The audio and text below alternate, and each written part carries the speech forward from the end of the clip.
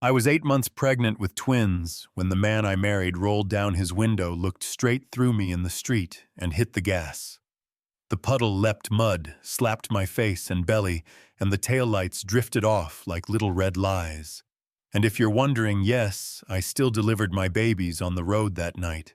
While he told the world I was unstable, yeah, that happened. Back up a few hours and you'll see the living room people keep clean for guests. They don't even like lakeside heights glittering outside the glass. Me on the edge of a white sofa with my hands on my belly, and Damon Reeves strolling in late.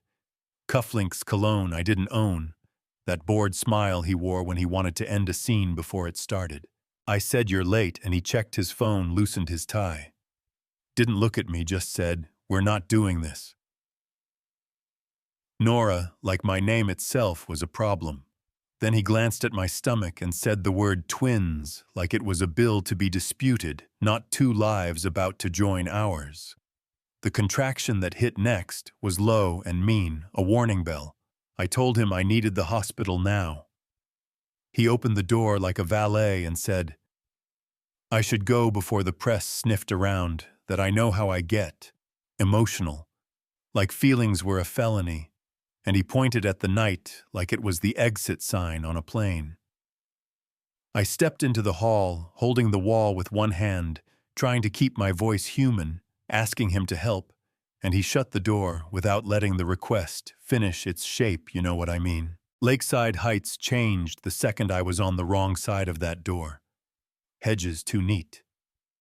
Driveway lights too bright, the quiet felt like judgment. And my phone died right after I asked it not to. Because of course it did, and the first car that turned the corners, Damon's black coupe, with Sloane leaning into the window hair, arranged like money mouth, lacquered eyes shiny with entertainment, she said. "Oh look, community theater," and Damon said, "You should have planned better." "Nora, this is embarrassing, then." He touched the gas like he was tapping a punchline. The tire kissed the gutter. The filthy water did the rest. And when I wiped my eyes, the night was big and empty, and my body was officially out of negotiation. I won't pretend the birth was graceful.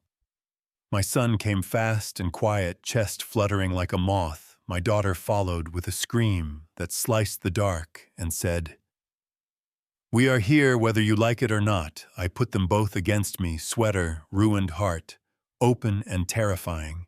And I told them, "Stay, stay, stay," while porch lights up. The block flicked off one by one like guilt, deciding to sleep in. Then I heard boots on pavement, and a voice that sounded out of breath and kind. At the same time, Mateo Rivera on the patch of road that became a delivery room jacket, already off hands, clumsy, but careful, saying, "I'm not asking.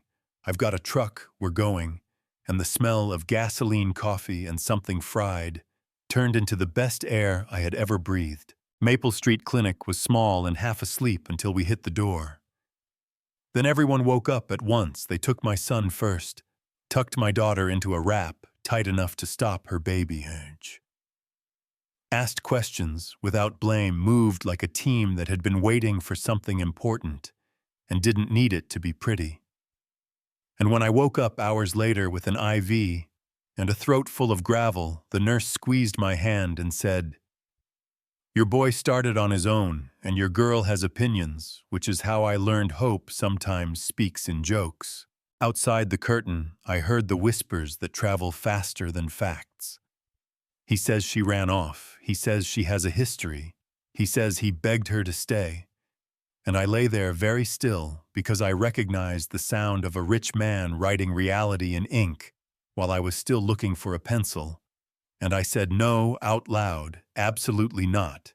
And Mateo sat forward in his chair like a guard dog and said, "I'm not going anywhere until you say otherwise, whatever you need." And I told him I needed truth to be louder than lies. And he said one thing at a time. 5 years move like the storm. Loud, messy, then somehow clear. And I learned how a dollar stretches if you pull it slow, how a small business grows only if you're willing to mop the floor at midnight and open with a smile at 7. How motherhood is 1,000 tiny promises made on too little sleep, I named my shop Twin Lanterns. Because some nights those twins were the only light I had, and we made wallets and belts and bags with hands that needed work and dignity. In equal measure, women from the neighborhood who were good with a needle and bad at giving up. And the place began to hum. My son Caleb asks questions like, their oxygen, why salt tastes like the sea, why the moon looks bigger near the horizon, do spiders dream? My daughter June climbs and jumps and laughs like a sparkler. And I messed up a lot, yelled when I should have listened, cried into a dish towel because milk cost more that week, then got up and kept going because that's what the day demanded. The day Evelyn Park walked in, rain shining on her sleeves, she said, I run a fund for small places, built on grit instead of buzzwords. I think what you're doing matters. I want to scale it without breaking it.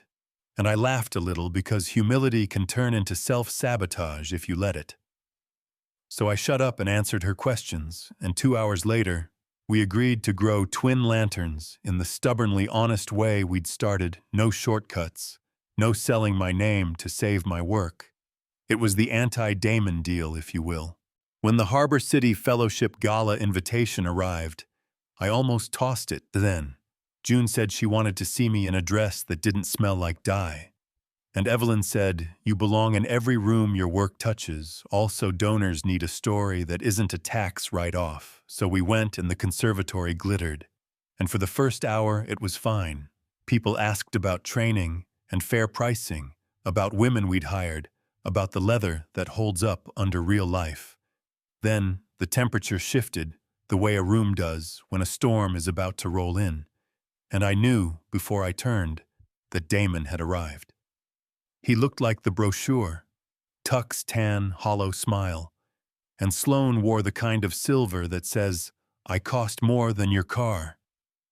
He saw me and paused a second too long, then smiled wider like he could swallow the moment, and Sloane squeezed his arm and said, your little ghost, loud enough to count as performance. Mateo had insisted on coming, rented jacket shoulders like a lighthouse, and when Sloane borrowed the mic for a toast, she used the word resilience as a door and then tried to slam it in my face, she said. Nora ran away from responsibility. Damon raised the kids alone. Let's not confuse marketing with morality. And the room did that velvet hush where you can hear people decide what to believe.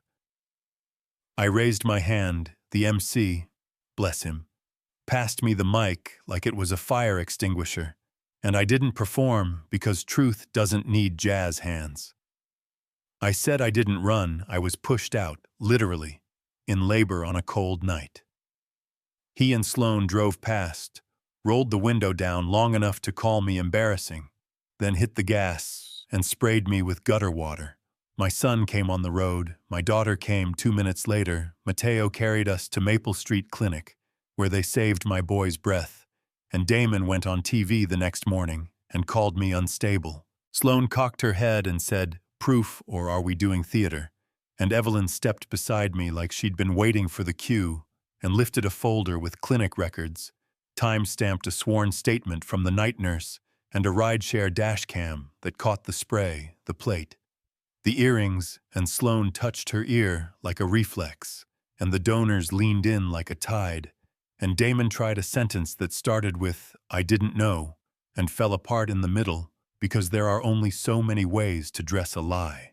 Evelyn said her fund had withdrawn a pending position in Reeves Capital that afternoon and would be moving it to Twin Lanterns and worker co-ops, because resilience without cruelty is the kind we like to celebrate. And Sloane let go of Damon's arm and told him he was bad PR in a voice that could cut glass, then walked away like she was stepping out of a dress she'd decided was tacky, and it wasn't fireworks or a movie punch. It was quieter and better, a room reconsidering itself in real time. People looked at me and saw a person. Instead of a headline, some said, the quiet thing. I believed him, because he was shiny. I should have checked the facts. I'm sorry, and sorry doesn't fix history, but it can sand the edge of tomorrow. We walked out. Caleb sticky with lemon cookies, June holding my hand, Mateo with the rented jacket already unbuttoned. And we passed Damon without speaking, because you don't look back at a house that threw you out. And the night air outside the conservatory was honest in a way chandeliers never are. If you want a bow on the story, we didn't get one.